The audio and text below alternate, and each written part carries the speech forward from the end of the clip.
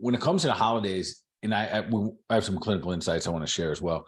And when it comes to the holidays, we know inevitably that every single year, especially when it comes to if we just take from a health perspective, that the three most common days for heart attack and ER visits are the day after Thanksgiving, the day after Christmas, or Christmas Day, and then New Year's Day. Those 3 days are more than any other time in the course of the year. And what are the commonalities? We have eating, drinking, and stress. And those are the key factors there. So knowing that, and then the other key things that I rarely even talk about here is that you gain more weight in those 60 days from October 31st to January 1st than most Americans do in the course of the entire year. That is reason enough to get it locked in. Yeah. Yikes. So knowing all these things, saying, all right, this, there's a lot going on in that 60 days. Why not have strategy? So we'll talk about all that tonight. And then also not just like, oh my goodness, they're all bad, it's going to be bad, but we'll have really cool, tools and actions, steps that we can take. So we'll dive into all that tonight. Beautiful. That sounds really good. I wonder if I might just share a little bit with our audience that just this past weekend, you had a pretty cool speaking engagement. Yeah, it was a really fun engagement. Yeah, so it was pretty cool, guys. There was a lot of really great health practitioners in the room, and Dr. Bart gave him the lowdown on becoming superhuman. Can you tell us a little bit about it?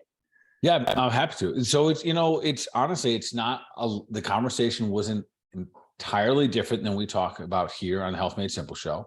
We talked about how we move, how we eat, and how we think. And I think the really the crux of the conversation was, if we don't have a strategy, then you're flying blind, and you can get away with it for a period of time. Yet because of this thing called aging, something's going to catch up to you. And if you are prepared and you have strategy, how to become stronger, how to move better, how to eat better, then when you get faced with a particular thing, X, Y, and Z, you're going to be much more, well-equipped to do it. A little backdrop on this.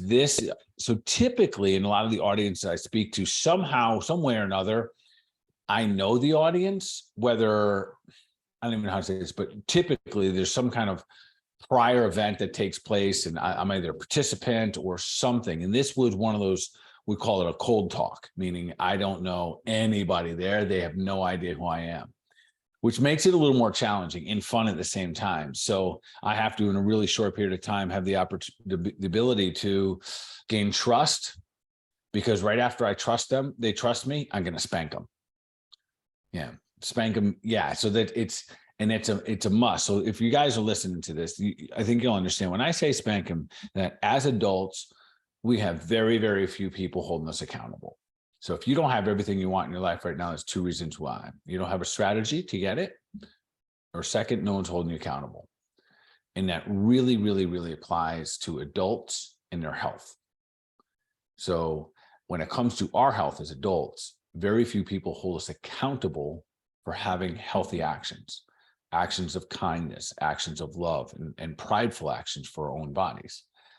And I say spank, but that was about as hard as the spanking was, meaning that's really what I said. So it was heartfelt. But the beauty was there was such an amazing audience, and you were there, like they were open, and they were, I think it was all healthcare providers and their spouses. So very well-educated room, and a group of people who know about health, quite frankly, yet fell into the second category, really both categories of no strategy and very, very little accountability. So there was no pushback on that, and I didn't expect there to be any, because that's our reality right now. And I think I mentioned it to them that one of the challenges we have in our culture nowadays in society is that doctors hold their patients less and less accountable for their own health. And that, to me, is one of the reasons that I've decided to kind of go back on the road and speak more, and especially to healthcare providers,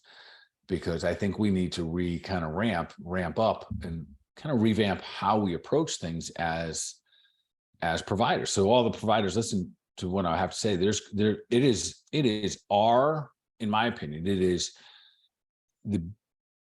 is our burden of whatever you want to call it, but it is our burden to carry when it comes to the responsibility of telling people what they do or don't like, but they have to hear the truth. And if your patient gains 10 pounds every, November, December, and all you're doing is checking blood pressure and cholesterol and saying, hey, you're fine, but you're gaining 10, 15 pounds per year, and the doctor doesn't intervene and say, hey, last time you were here, you were 10 pounds lighter. That's on the doctor. That was supposed to be our job. Unfortunately, and I don't want to put everyone in this category, but unfortunately, this system has become more of an order-taking system. And I think that's become quite apparent. We go to the doctor, you say, I have the boogly woogly. They have, well, I have the boogly woogly medicine. And we have less and less responsibility as individuals. This, every one of us, everyone listening to this holds true for all of us. We have less and less, we're taking less and less responsibility. Although I would say this to this audience that's listening to a podcast on their time off to, listen to a health podcast, that's probably not true for these listeners, that you're looking actually for more and more responsibility, more and more action steps. Yet understand, if you're outside of the norm, there's a very good reason for it. I think it's more of a cultural thing. And I think the responsibility bears with the doctors out there. So long story short, phenomenal meeting. Hundreds of people out there. The energy was phenomenal. The room energetically, I talked a little bit about that night about collective consciousness, which I should say that day, it was first thing in the morning. Collective consciousness is something that I think is more powerful than a lot of people give weight to, and yet understand if you're in an environment with just a lot of other people, of like-minded people, like-minded intentions. So the gentleman, Jay, who put this on by himself, has an incredible law of attraction to put several hundred people into a space at this point. There's very strong law of attraction, meaning that not very many people are able to do that right now. Whatever the event is, unless it's like a concert or something. So it was incredible to watch that take place. And then all of these people collectively supporting each other will leave that place better than if they came there by themselves. They are now greater as a collective consciousness. And I think that happens when we often talk about community and, and how powerful and important community is. So I will continue to encourage everyone out there, keep building your community. It can start with you. Literally, it can start with you by creating a space, a safe place, an environment that's built off of pride and love and compassion and passion all at the same time for, our fellow, brothers and sisters, where we can keep building off of that and keep attracting like-minded people. And that was part of the message as well, saying that when the three topics we were talking about, how you move, how you eat, and how you think, the think part, everyone kind of thinks you got it down. Yet if we're not careful, there's so many distractions right now to get our minds thinking in ways that may not serve us. So if we're not very intentional about moving our minds and our thoughts and our love in such a direction that serves, us and serves other people, very quickly, it can be literally going in the wrong direction. And even one of the insights I have tonight is just a perfect example of that. And I didn't see those two coming together until just now, but yes, one of the insights I have will emphasize that point.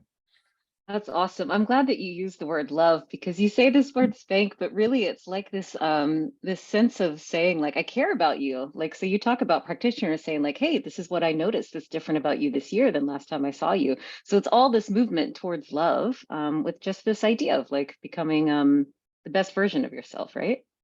It really is. It really is. And I say spank because sometimes I want to yell. I really do. That's like, there's a part of me that definitely wants to yell, and it's part of in my energy as well. I want to yell, and I know probably wouldn't go anywhere.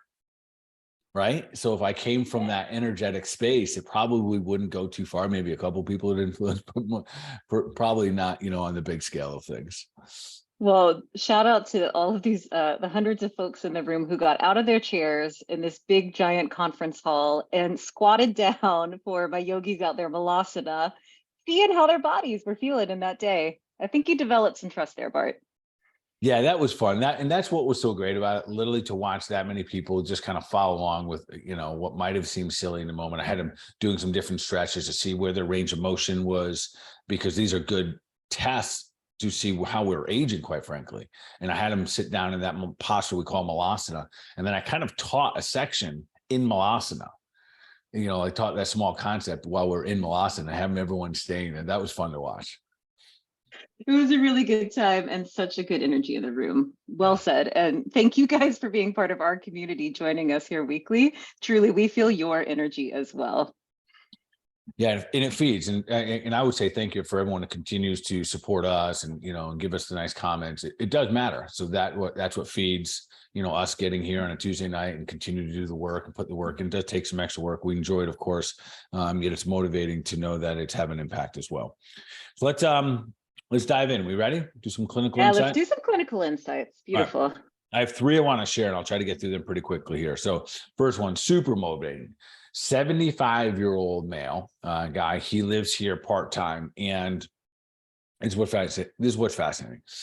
So his driving force, his motivation in this, and we all need something. I call it the vision sometimes, a motivation, a goal, whatever word works for you. Yet his driving force is that he wants to be able to play golf successfully and not hit the ball like an old man.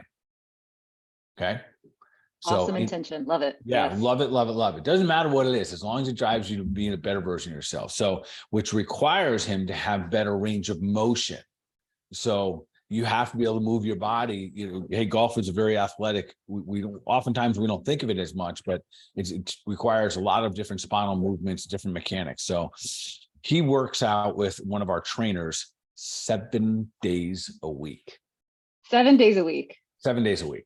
So, and here's what's so fascinating about it. And again, the driving force is that he's going to be able to play golf better. Now, the easy part for him would be he's kind of a big man, to maybe do like lift some heavy weights. The hardest thing in the world for him to do would be yoga. The thing that's going to get him, the very thing that's going to get him what he wants, will be the absolute hardest thing. And this is what rings for me in this clinical insight. That often the very thing that's going to get us exactly what we want will probably be the hardest thing sitting in front of us. And that's yoga for him. So he didn't have very much range of motion, barely can get his arm over his head. He's getting his arms over his head now. He's able to get on a spin bike and spin for 45 minutes through a class and like hardcore stuff. I watch what he's doing. It's mind boggling to me. If I can do what he's doing at 75, winner, chicken dinner. Yes. So the other part. So today I was talking to his trainer, 75-year-old male. He only trains when he's here in town. He doesn't train back at home. I think he's from Tennessee. He did a 4-minute plank today. 4 minutes. That is so inspiring. Yes. So to that kind of point, as I said a little bit earlier, where I said, everything is available to you. The world is an amazing place, and it has a lot of amazing things for us. Yet we have to choose what it is that we are looking for and create strategies, take actions, and be held accountable for it. So his trainer gets to hold him accountable for doing the things that he does not want to do. He does not want to do yoga, but he knows that the yoga will get him a better golf swing. And that's where accountability is so, so powerful. Right. So, and we can give it to each other on any given topic, any given day. So power to him, literally 4-minute plank. He has increased his drive distance. So my golfers out there, know what I'm talking about. That is huge. Like that is what you pray for. And he did it at 75 years old. I love watching him. It's an absolute motivation. I had no idea he was working out 7 days a week. But I was with his trainer today, and his trainer's like, because his trainer works out with him. So he's trying to keep up with him. Yeah. So it's kind of great. So again, never think that it's too late. You don't have to do a 4-minute plank. And I know that sounds amazing, but it could be working up from 0 seconds of a plank to doing a 30-second plank. It could be the fact that you can reach over your head and put your own sweater back on your body. The simplest things, maybe your driving forces in at the simple part of this. I know he also doesn't want to, while he can make a difference, he does want to make a difference with his body and his actions. So his goal is not to become an old man golfer, which is certainly nothing wrong enough, right? But he kind of has this idea in his mind, and he's going after it, and he's succeeding, which is awesome. All right, completely different. Number 2 is we had a patient today that was 8 months old, and they got their first baby adjustment. What a lucky baby. Beautiful. Yeah. So it's kind of spontaneous. So some of the listeners might be like, I don't get it. What was wrong with him? And that was the thing, nothing. The mom and dad were in for a wellness visit, and they come in about every other week or once a month. And I've been adjusting them for years, even through her pregnancy. And the baby comes along, and this time they just brought it up. The dad said, when are we going to get this little guy adjusted? And the mom was nervous, and she had no idea what it would look like. So I explained it to her, and she's like, oh. So it's not like if you've ever watched a chiropractic adjustment and it makes the poppy noises and all that. That's not how I adjust an 8-month-old. I don't even use instrumentation. Some people are like, well, those, you could use an activator. There's so many different ways we can adjust the spine and take pressure off the nervous system. Yet when they're that young and they won't really even have there's no tension built up in the muscles. They're not even really weight bearing yet. They only have 2 bones that have ossified. That's the first bone, C1, and the sacrum.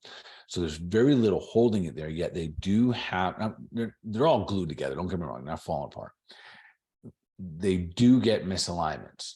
And so I showed the mom, and I put my finger on her arm, and I gave her the amount of pressure I would use to make an adjustment for the baby. And I have no idea how many pounds per inch that is, yet it's very light. And I told her exactly what we would be able to see. So just looking at the baby holding his head to the side, it was quite obvious that there was a misalignment at C1, and the baby has a little bit of a head tilt. We see it all the time, because typically, if think of a baby right now, or if it's your own baby, when the baby sits in a car seat or any seat, it tilts its head to the same side every time. And inevitably, just like you and I, you would be developing misalignments, and so has the baby. Now, oftentimes the baby grows out of them, but man, imagine if we help the baby grow out of that right away and then the baby had balance left side and right side. So anyways, I explained all that in a quick conversation with mother, put my finger on her. She said, no way, that's all it takes. And I said, all right, this is what I'm going to do. I'm going to put my finger, and I showed her again the amount of pressure on your baby right underneath his earlobe. He's not going to like it. He's going to pull away, smack at me with his hand, and maybe even start to make a face that wants to cry. She's like, what? And I'm like, watch. I put my finger in there, a little bit of pressure where the misalignment was, and exactly, it was a very intuitive response. Ow, this hurts. The baby does not have hand-eye coordination, but knows enough innately to swipe. Baby takes a swipe. I remove hand, no big deal. I stay in front of the baby, and we're creating at this point an energetic connection. And I know this sounds a little bit woo-woo. So the baby was in this point in the daddy's hands, in chest, so felt really safe, staring at me. I poke, I take away, and I do it again. And the baby goes, oh. The next time I go in there, really, really, really, really soft touch. And I just allow my finger just enough pressure where the baby literally, and this is fascinating because you don't think an 8-month-old has much consciousness. It does. It really does. I put my finger on that little atlas, and you can almost see it think, go, what's he going to do here? And what I told the mom is, I won't do anything. I will maintain the pressure, and the baby will move and make the adjustment. And it happens every time. And I said, wow. You watch. He's going to wiggle, and he's going to wiggle, and he's going to move, and we'll have this subtle little sliding of the atlas, which typically goes left to right. You'll see it, it'll slide, and baby will be like, whoa, that was cool. And I'll remove, and now we have a relationship. And that trust is so, the way I explained this, this is the exact same way I adjust a dog. You can't fake, and you can't rush, and you can't, like, animals just go by your energy. That's all that little kid is. It's only in survival mode. It doesn't, like, it knows the dad's there, but it really just wants the mom, right? So it was this beautiful little moment, completely spontaneous. She had no idea, and she was nervous. Fortunately, the dad was not. He just thought it was really cool. So, and I needed that energy in the room. I needed that baby to know that it was, like, there was comfort in a room. So if I just had the mom and she was really nervous, I would not have made that connection at that moment. So just a little heads up there. Absolutely. So was there any ailments for the baby? None. That's not why we adjusted. We were literally just helping this baby become superhuman. From the beginning. From the beginning. What a cool start to life. I love how responsive we all really can be, I would say, to some like loving like stimulus. to the extent we kind of lean into it. It's funny you say that about dogs too, right? Like if you present loving energy to a dog, sometimes they'll just kind of lean right into you, Yeah. right? Yeah. And for some people will ask me, well, how does a baby get misaligned? This particular baby was a C-section. If you ever witnessed, or you want to witness what the baby's neck goes through, go Google it and watch it on YouTube. And there's a technique that's used to basically take the hands and they kind of scoop underneath the head, they pull and twist, and the neck elongates sometimes 3, 4, 6, 7 inches. It's absolutely fascinating. You'd be like, yes, that baby probably has a misalignment in the neck after you get done. And it's been happening for, like a long period of time. And I don't know if it's the most natural thing, a C-section. Yeah, it's done.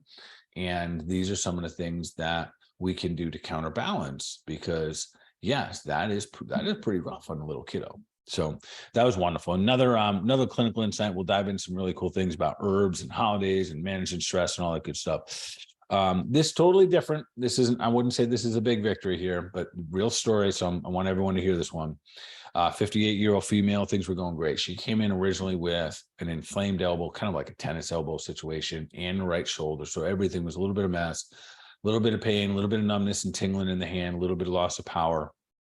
Anyways, we had a slow start, but finally we're getting things really good. And when I say slow start, I mean, this pain didn't go away overnight.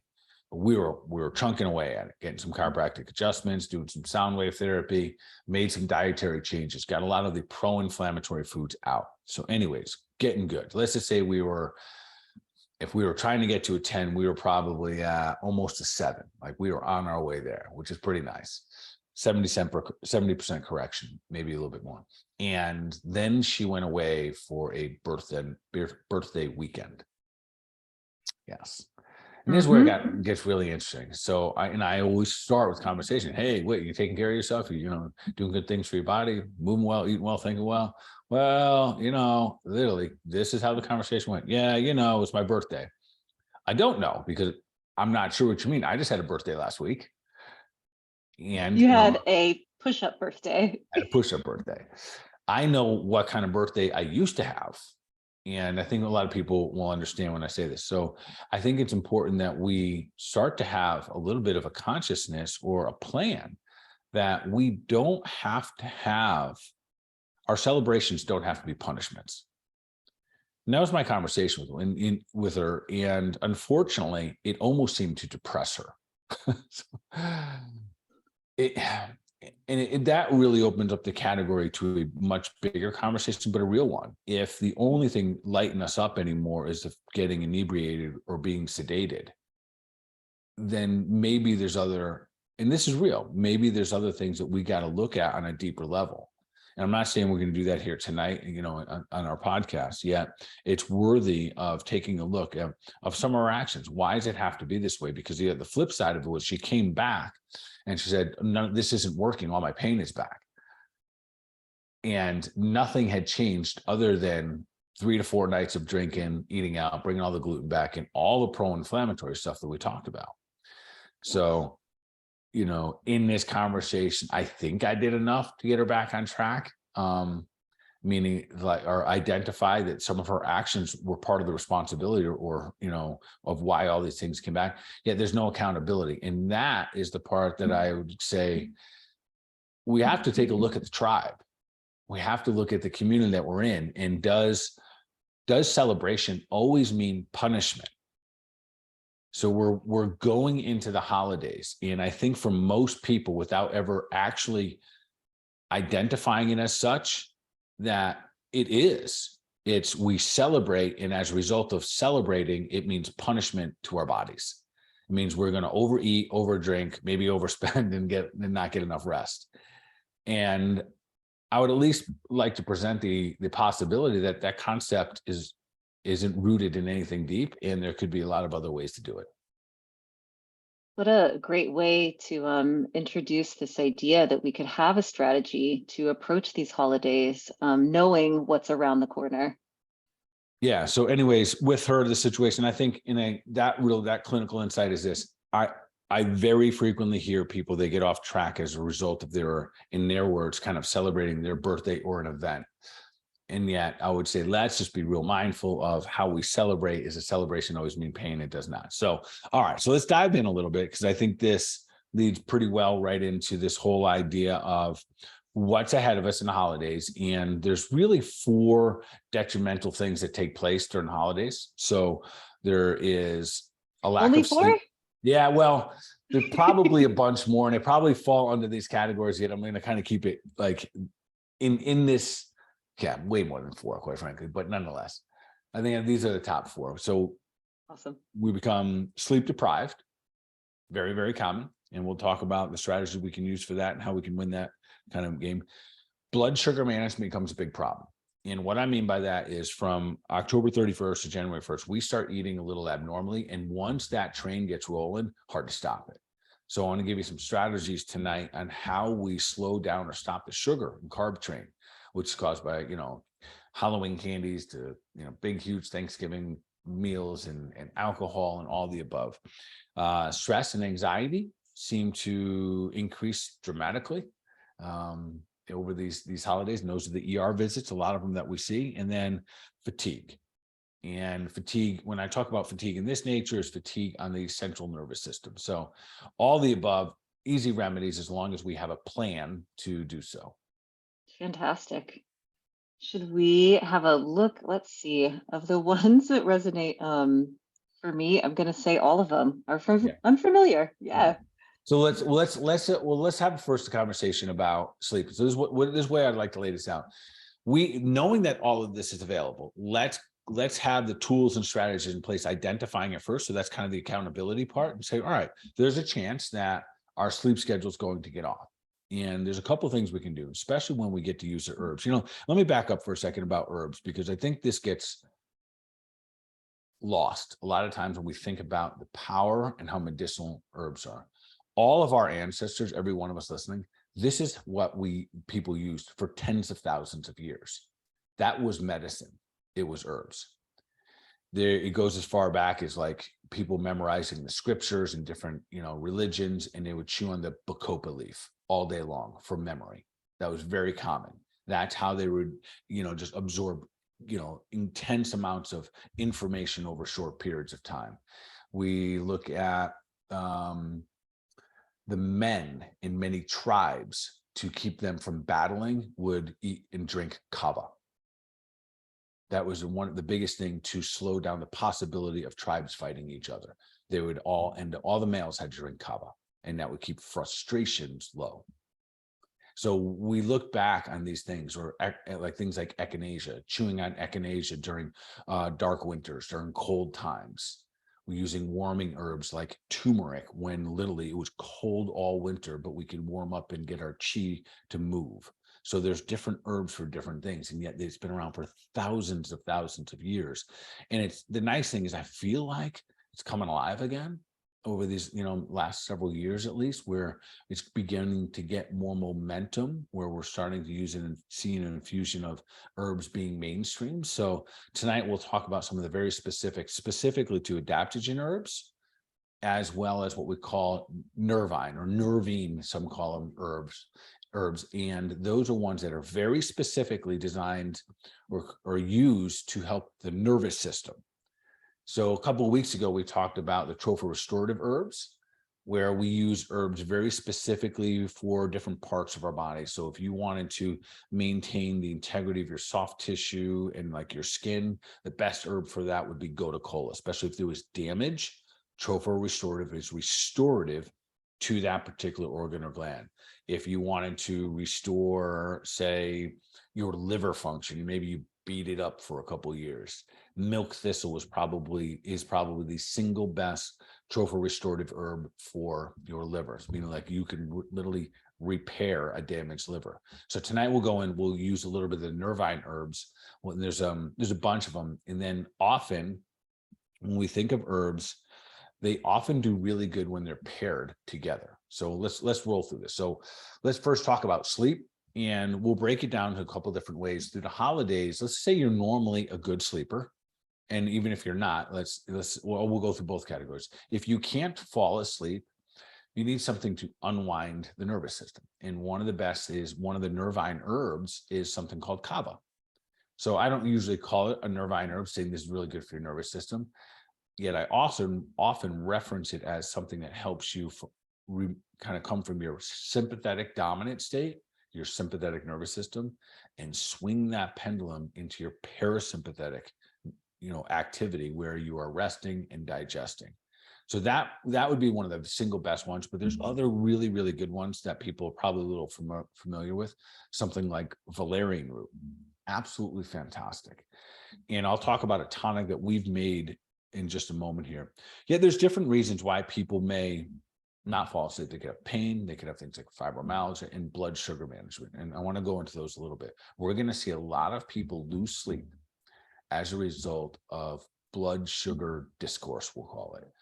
You eat early in the evening, you go to a cocktail party, you're eating a lot of food, simple, easy, snacky food, and then you have a couple cocktails, your blood sugar goes up, and then it crashes somewhere in the night, 12, 3, 1 o'clock, 2 o'clock, 3 o'clock, 4 o'clock. And when that happens, you wake up, sometimes you actually feel hungry, yet it's because there's blood sugar dysregulation.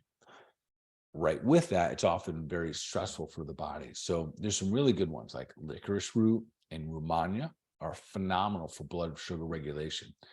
The way that I typically use, what I use typically for this will be combining those with echinacea for the immune system, as well as ashwagandha. So those 4 herbs together create the tonic that we call adrenal tonic, which is probably, I would say that that's probably our most widely used, and it fits so many categories. Often we don't think of it. And the reason I want to bring it up about the blood sugar is it can also give us some insight of when to use this. So the adrenal tonic, which has those herbs, echinacea, romania, ashwagandha, and licorice root, a little bit of each one of those. So we're supporting the immune system, your hypothalamus gland, and your adrenal glands. All of this is calming your central nervous system and helping you regulate blood sugar. In the event that you are finding yourself wake up in, kind of in the middle of the night, not necessarily just between 1 and 3, but anytime between like 12 and 5, and you're waking up and you can't really get back to sleep too easily, you might want to take your adrenal tonic literally right before bed. So it helps regulate your nervous system, but also your impact that you've had from blood sugar raises.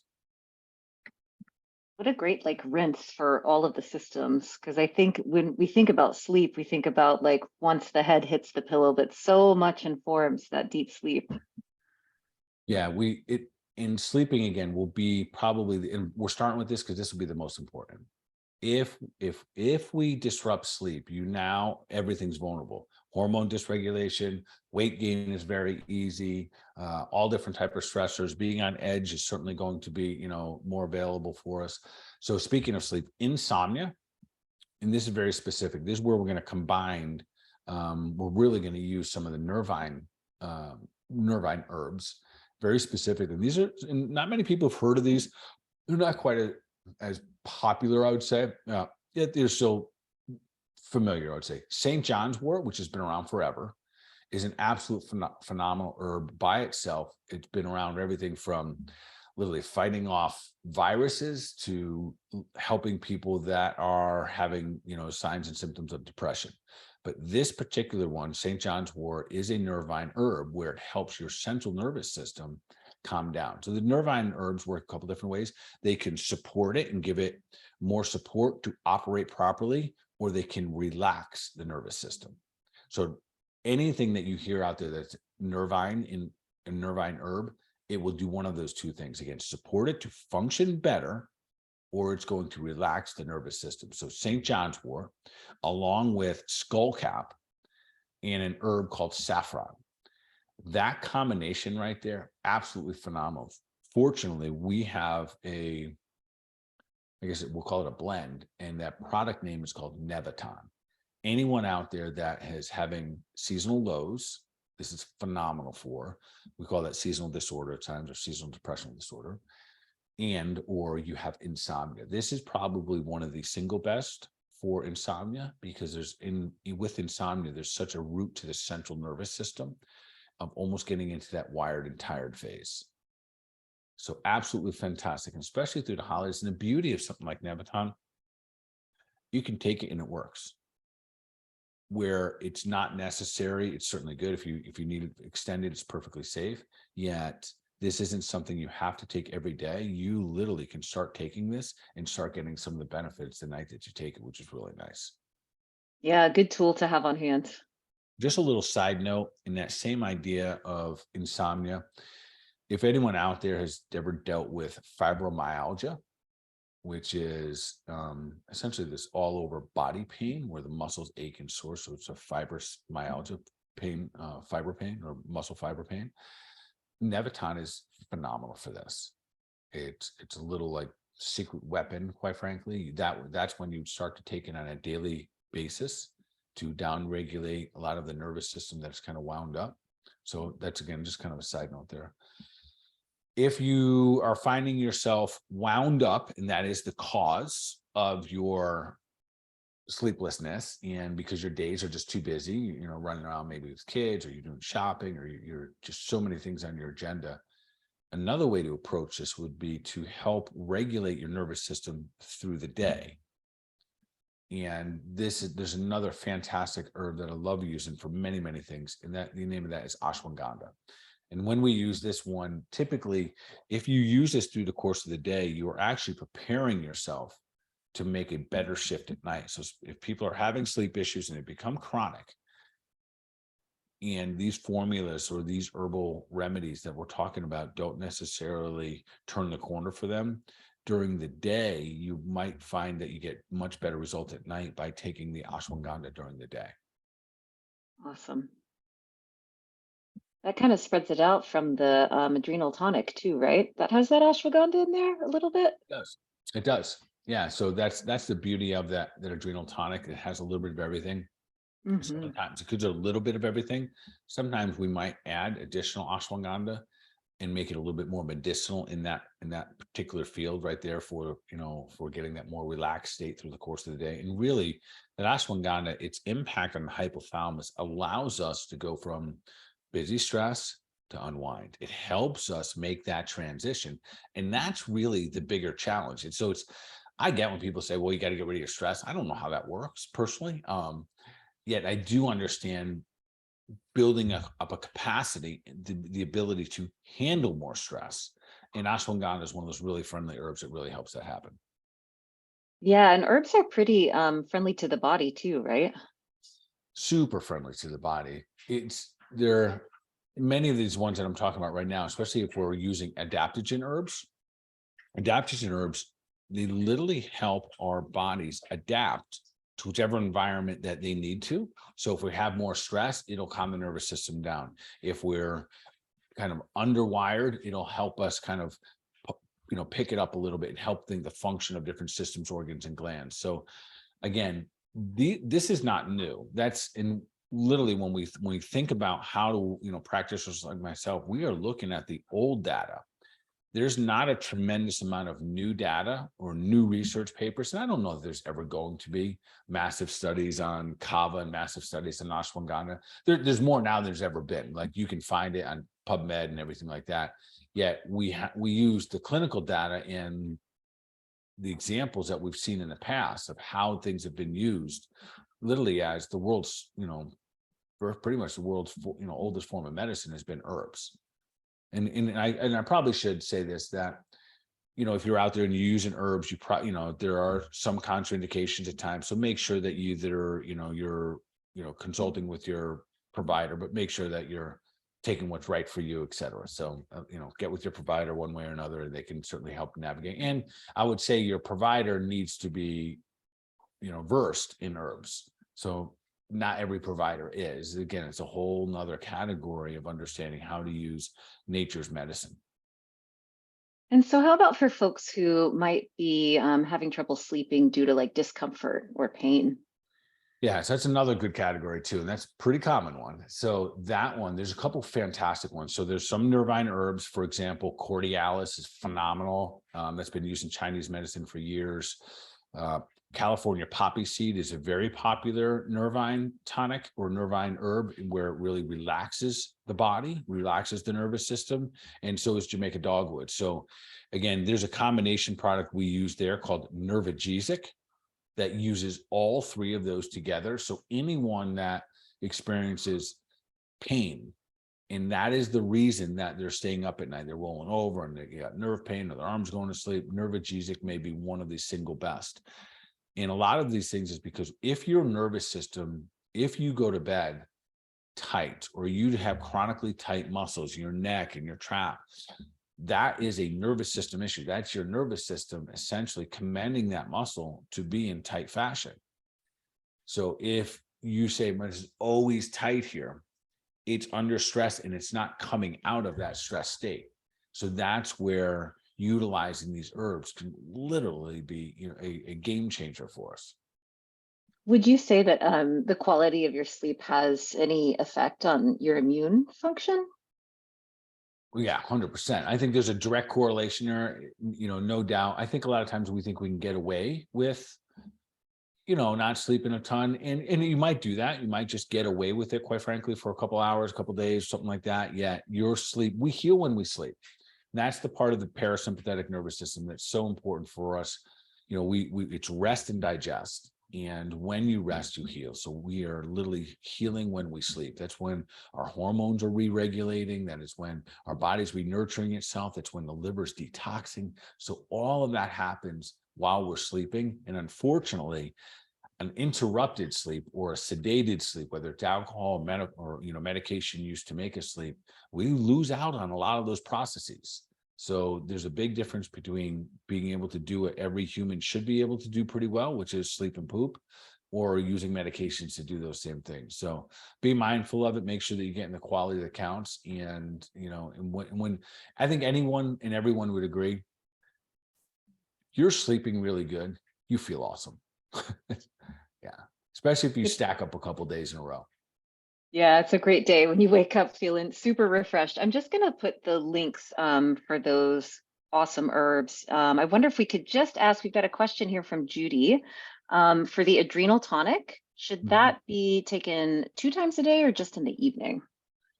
So I typically recommend it 2 times a day. I would say it like this. If you're using it completely just as a maintenance source where things are pretty good, you wouldn't consider yourself overly stressed, and you have everything pretty good balance, you were just using it as a precaution, knowing that life has its own stressors, perfect, use it at night. Most of the time, I'm suggesting it and recommended, even my personal use, is more than 1 time a day, typically 2, if not 3 times a day. If you are staying on the go, that's the simple answer, then twice a day. That adrenal tonic will help support your adrenals. Because remember, your adrenals are releasing cortisol and adrenaline. They're using all those stimulatory hormones to try to keep up with your lifestyle. And if your adrenal glands get run down, a whole nother category of fatigue, a whole nother category of issues pop up, including inability to recover properly, inflammation, pain, you name it, all the above, weight gain even. So most likely twice a day. If you're doing pretty well and you're just using it prophylactically, just like for maintenance once a day, that'll do you well as well. Beautiful. Well, those are some awesome strategies to have on hand for sleep support. Should we look at blood sugar? Yes. So blood sugar management is going to be a huge one. I don't know if people really think, I don't know if they walk around and be like, yeah, I got to figure out how to manage my blood sugar better this holiday. So I want to bring it to the table and say, listen, this is a big issue. This is why we can't stop eating, because we're eating the carbohydrates, we're having the alcohol, we're snacking more often, we're getting to the gym a little bit less, all the things that were working in our favor. And the reason the gym was helpful is because it burnt some of the sugar up that we might have ate or drank the night before. But once your blood sugar gets up and your body starts to, start to produce a lot of insulin, you start to raise blood sugars. So the body wants to keep it up. So when it starts to drop, you eat more. And it's a very, very, very vicious cycle, because it'll feel like you're out of energy unless you're eating. So there's something that's phenomenal. It's what we use in all the cleanse, which, again, just a part of our sideways plan here. January 2nd, we kick off the cleanse. So your job is to hold the line until January 2nd, and then we'll go and we'll take a second to just talk about that tonight if we have an extra minute. Anyways, so blood sugar management, and one of the best ways to do it, of course, I'm going to tell you, back off the carbs, the alcohol, and the sugar. Yet there's an herb called Genema. And Genema, I don't know whether we ever did talk about this a couple of weeks ago. I think we skipped this one in the tropho restorative herbs. There's an herb called Genema, which that name means the sugar destroyer. It downregulates your sugar receptors, so your body doesn't want, it rejects, not just doesn't crave it, rejects sugar, which is absolutely fantastic. And the beauty is it works when you start taking it. So if you put the Genema, their little tablets, on your tongue and you swish them around, it will taste god awful. I promise you.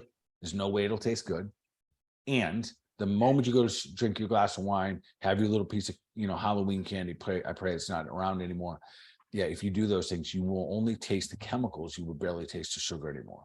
So once you stop giving it to the body doesn't want it anymore. The other receptors get to come alive again, like the bitter receptors, the sour receptors, the things that wake the body back up. And immediately you start to restore function to the pancreas. And the pancreas is the one pumping all that insulin out. Remember, just a little side note, insulin is a fat storage hormone. And if we are pumping a lot of insulin out and we're having high insulin levels, you're going to be gaining excessive weight. And as we see this every year around the holidays, combine that with poor sleeping, right? Poor physical exercise. And this is the remedy for yuckiness. So Genema, a phenomenal, if you know your issue is sugar through the holidays, and once that train starts running, it's hard to stop. Genema is your best friend. Good friend to have, the G herb. Yeah. Another quick note back to that adrenal tonic, if I didn't mention this way. If you are wired and tired, one of the things that's going to serve you the best is that adrenal tonic.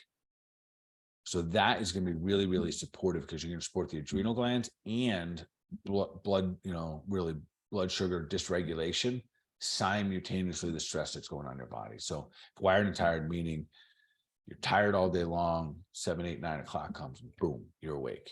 That's the wired tired that I'm talking about. Mm-hmm. Another good spot for the tonic. A quick question here from Kim on Zoom. Ashwagandha forte versus the complex.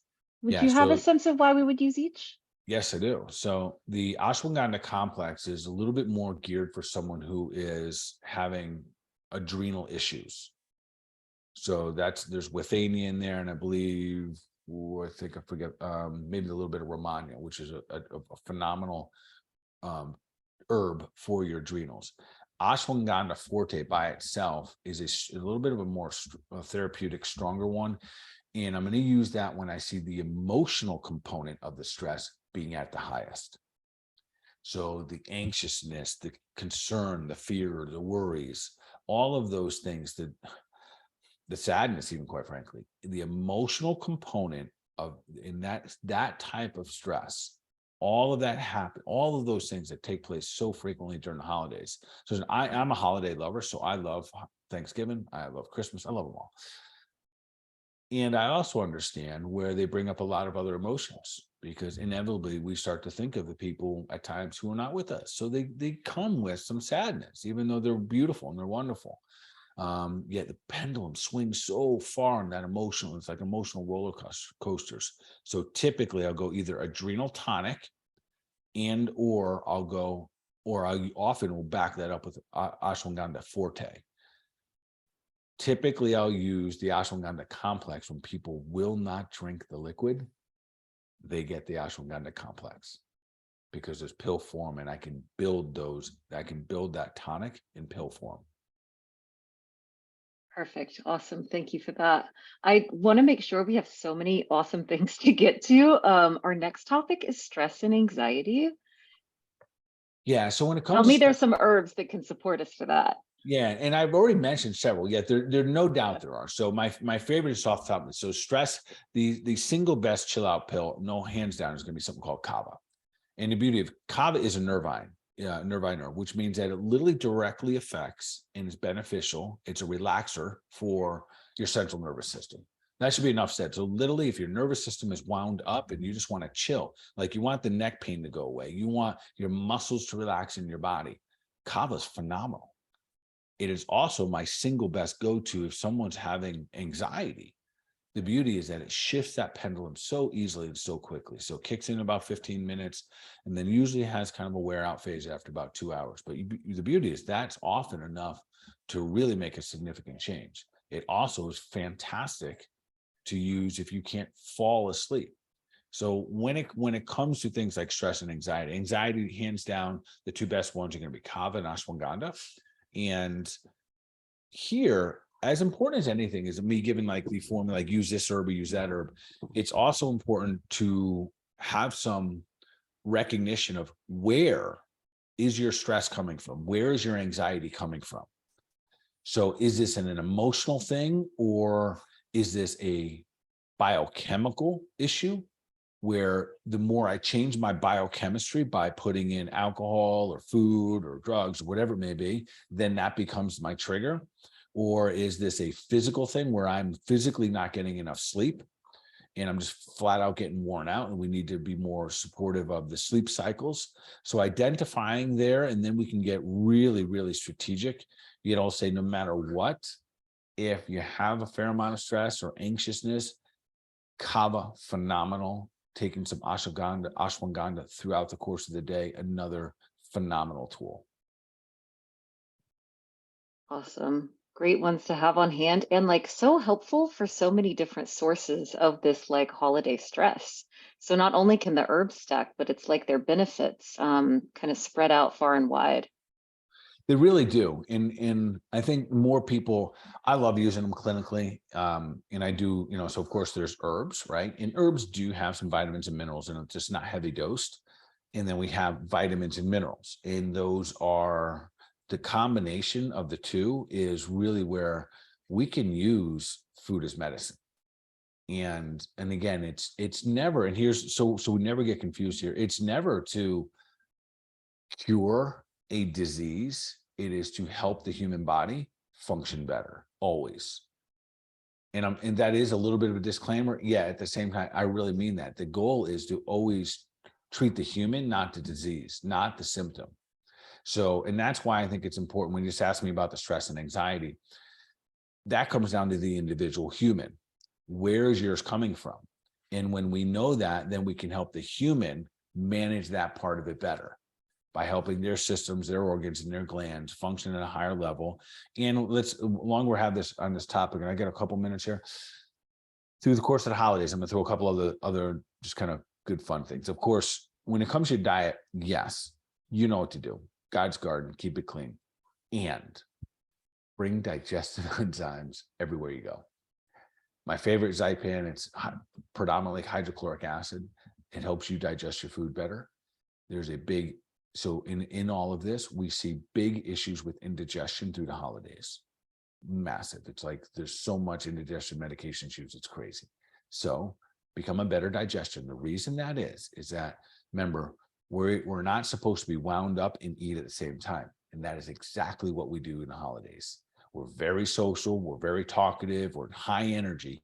So your natural digestive enzymes are not being released. So we'll see more digestive issues through the holidays than any other time of the year as well. So digestive enzymes, bring them everywhere you're going to go. If you're going to go out to a cocktail party, it doesn't matter. If you're going to eat a little bit, bring a couple Zypan, help your body break those foods down better. Breathing. Again, when we breathe, it slows us down. That nostril breathing, that nice, slow inhale in through the nostrils, and that nice, slow, controlled exhale is a powerful way to swing the pendulum from being wound up and stuck in sympathetic dominance over into parasympathetic activity. And that's, again, where we rest and digest. A couple others that I want to mention here. So the other thing that's really neat, so I'm mentioning a lot of the herbs that you can take in pill form or drink form, but let's not rule out some of these other Nervine herbs that are very effective in just like a tea or an essential oil, as long as you have high quality. Lavender is phenomenal for the central nervous system. Chamomile, phenomenal for the central nervous system. I said California poppy, with some others, valerian, lavender, and we can also do these in like the teas. They might not be as strong, yet the beauty is this, the ritual about making tea is half of it. You put on a kettle, you get some water in there, it warms up, it whistles, you pour yourself a tea, you sit down, you have a warm mug in your hand, and it's very calming. So those little traditions super huge, and especially through the holidays, to kind of reset the system. So don't rule out, and especially, there are so many effective essential oils, and I'm probably just scratching a couple, but the lavender and chamomile, fantastic. There's Nervine herbs or essential oils in this category that help the nervous system relax and calm down. That is an excellent approach on many fronts. Would you say that kind of taking a quiet moment could be helpful too? Maybe like a meditative moment? Yeah, and we talked about this over the weekend, right? When we talked Yeah. about, we emphasized really three things: how you move, how you eat, and how you think. And my biggest takeaway for them when it comes to thinking was to create a situation or, set yourself up for victory. And I'm going to encourage everyone to still have a morning ritual: win the morning, win the day. And my practice is still a 3-minute morning meditation. I know everyone doesn't have 60 minutes right now in their life to block out for meditation. We all got 3 minutes though. And in that 3 minutes, for 3 minutes, just do your absolute best to give gratitude to anyone and everyone and anything and everything that you have in your life. When you get done that, and this is how simple and powerful this is. When you wake up in the morning, your cells are essentially in a neutral position. They're not expanded and they're not in contraction. Based on what first goes into your mind in that next 20 minutes to an hour, decide whether or not your cells are going to open or close. Expansion is love, contraction is fear. And what you do in the beginning of the day will most likely dictate the entire day on a cellular level. And this has been studied over and over and over again. That's how powerful it is. And that's how powerful a 3-minute morning meditation is. Because if you've done it yet, for the listeners, and we've talked about this a bunch, but if you do that, you will literally walk out or get up out of that place and be like, yeah, life is good. It's hard not to. And little things don't get you. You're not as edgy. You're not going to get triggered as easy. And the same things can happen. And then it happens when you don't do your meditation, and the first thing you woke up and you listen to Facebook or the news or something, and it just makes a very, very, very, very vulnerable situation. So if you can, a 3-minute meditation in the morning with some breathing, with a little bit of a tea or something like that, come on, you're winning big time. A strong start for sure, and like a gift to yourself, really. And I love this idea that we can have these holidays that will feel like a reward that's not such a punishment to the body, to the mind. Yeah. So we already here at the end of the time here, huh? Can you believe it? Yeah, good. I love it.